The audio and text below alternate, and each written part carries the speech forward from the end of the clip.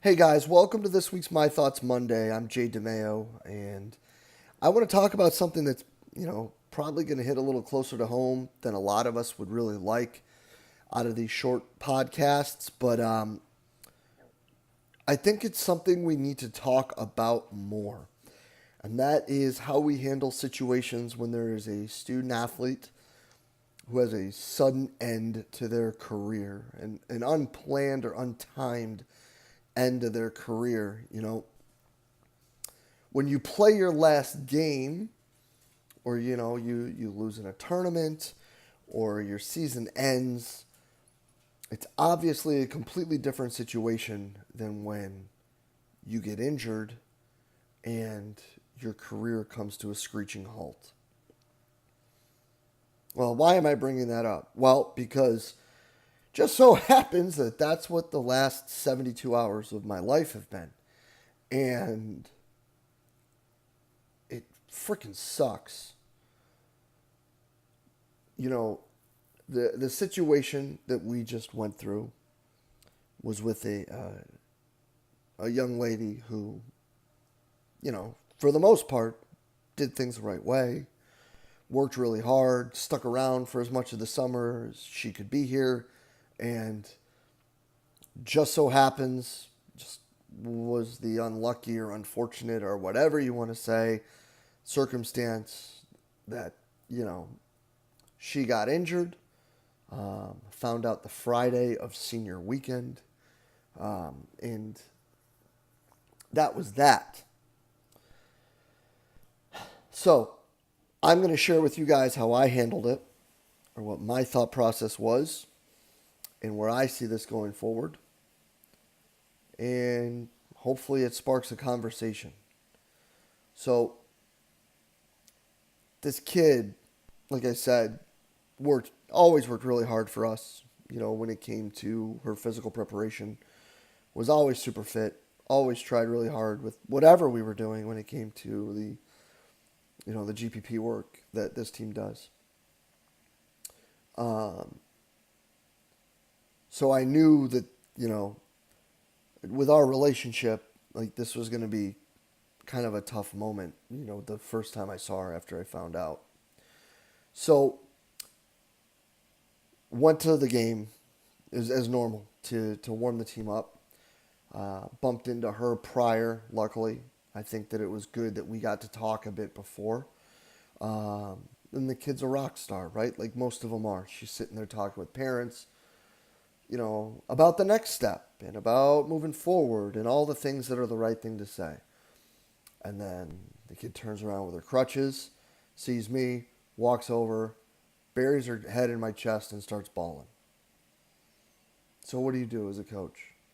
I mean, what can you do other than tell the kid that you love him and that you're there for him, right? So that's what I did. And then when she calmed down, the next step is to make sure that an individual who is a leader knows that they are still a leader. So I wear a hat in every warm up that I do with this team. And I put it on her head, and I gave her the write up for the warm up.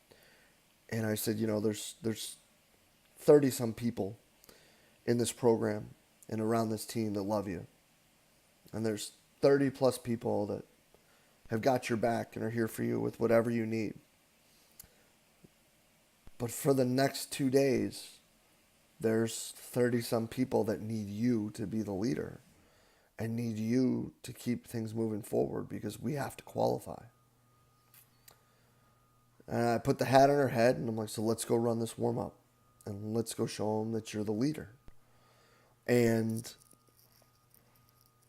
she stepped right up and she stepped right in. And to the best of her ability, that's exactly what she did for the next two games. She happened to forget the hat today, which kind of bummed me out a little bit because the hat's like really cool. But anyway, she still was involved and she still was there for her teammates. Which then leads to the next question.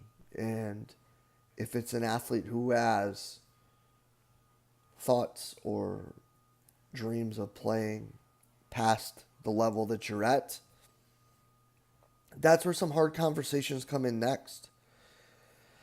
Because these sort of situations can lead to them kind of derailing those dreams. So you need to have those hard conversations with these kids and be real with them. You know, with this particular one, the conversation simply is going to be, do you want to go to Tokyo? Do you want to be an Olympian?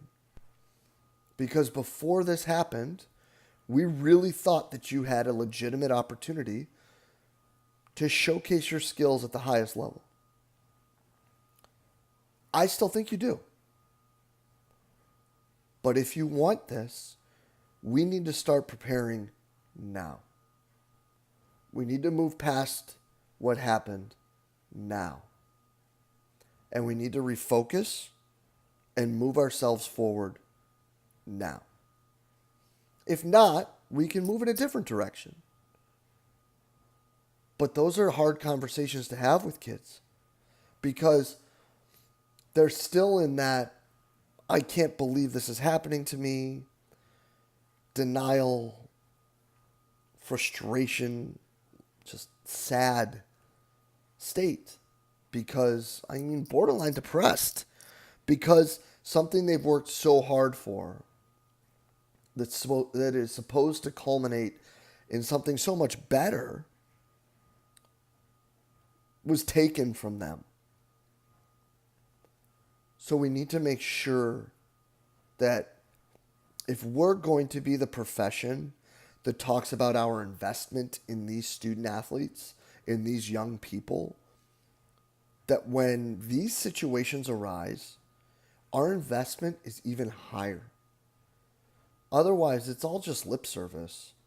And if you don't think that the kids can see through that, you're greatly mistaken. And as a PS, it's also not just career ending, but also season ending, depending on the situation with the student athlete. We have a pretty well documented one that happened last year with a young person that went down. But yeah, like investing yourself in them, showing these kids, these young people, that you really do care, that you really are invested in them, finding a way to actually do what we say we do. Don't speak it, be it. You know, with this individual, it was getting into the workouts with him, training with him, you know, getting on the bike during practice with him, knowing that there was someone willing to go through things with him in order for him to feel more comfortable with the situation and to keep moving forward, to know that he wasn't doing this on his own. This is a completely different situation and a totally different scenario, but another one that we encounter and another one that we have to think about. Guys, I hope you took something from this. It's something we all go through, and to be quite frank, it frickin' blows. And it's been a real crummy weekend, you know. But this kid's a rock star, and she's going to be all right.